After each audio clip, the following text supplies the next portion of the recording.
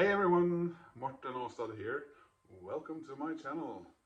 Today I am going to pick up a thread left by Chris Brophy from Poughkeepsie, New York. And it's basically show 3 records you are at least fairly certain that you have never shown before. I am digging into my old 1980s stuff for this. And I ended up choosing 3 records I know I never shown before with what I think is particularly cool album covers of the time, I suppose, 1980s. First up, we have my copy of the debut album of Duran Duran.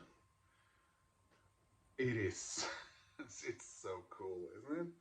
Of course, they have released another album which was also simply called Duran Duran, but it is also known as the Wedding Album.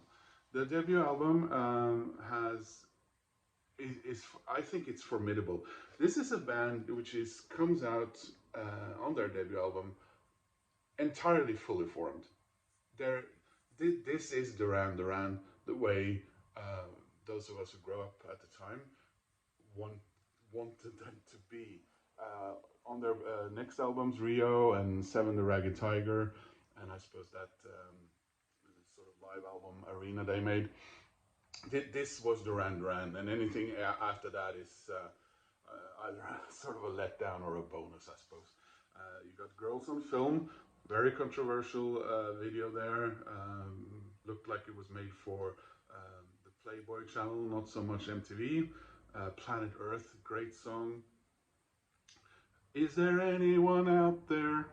Careless Memories, Night Boat, yeah, Sound of Thunder.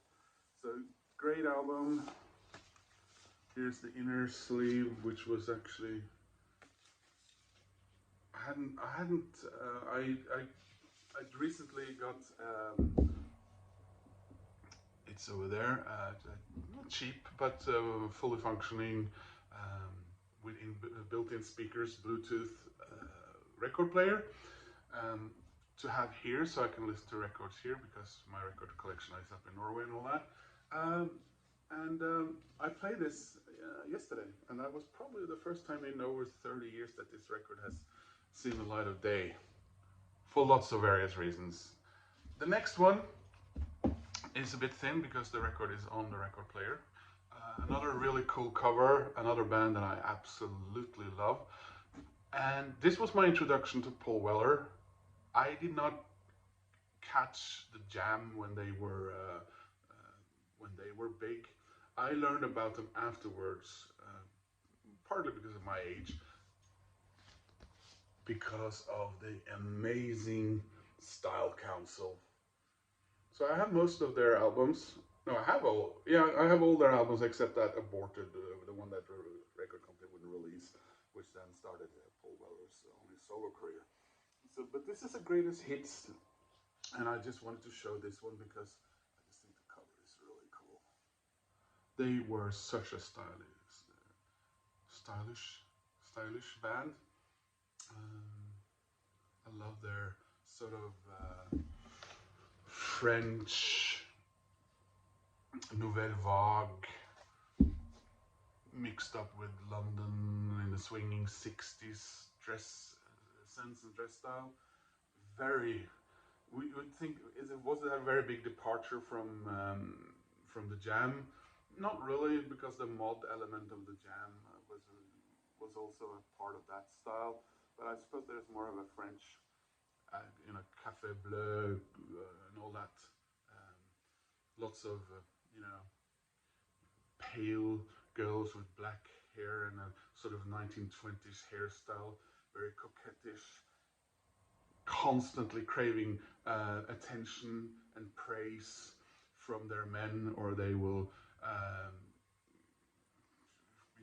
basically fall to pieces emotionally, and to the soundtrack of the Style Council. So I would highly recommend that if you haven't already. Of course you have. You know the stuff. And the last one I want to show you is one of the records that I've always loved that I have. It was the band's. It's considered the band's fourth album. It is the band's fifth album by vinyl because the fourth and fifth album were knocked together, if you like, in some sort of compilations very soon afterwards on CD. Some songs from this one were omitted on the CD because of the playing time, and I'm of course talking about Simple Minds. This is Sister Feelings Call. It came out right after Sons and Fascination, and like I said, they were sort of blended or knocked together. But I love this album. It's so cool. Look at that cover. And this is Simple Minds after their debut, which were more, I don't know, post-punkish. They went all Berlin, you know, inspired by anything from David Bowie to Kraftwerk, maybe even Grace Jones, and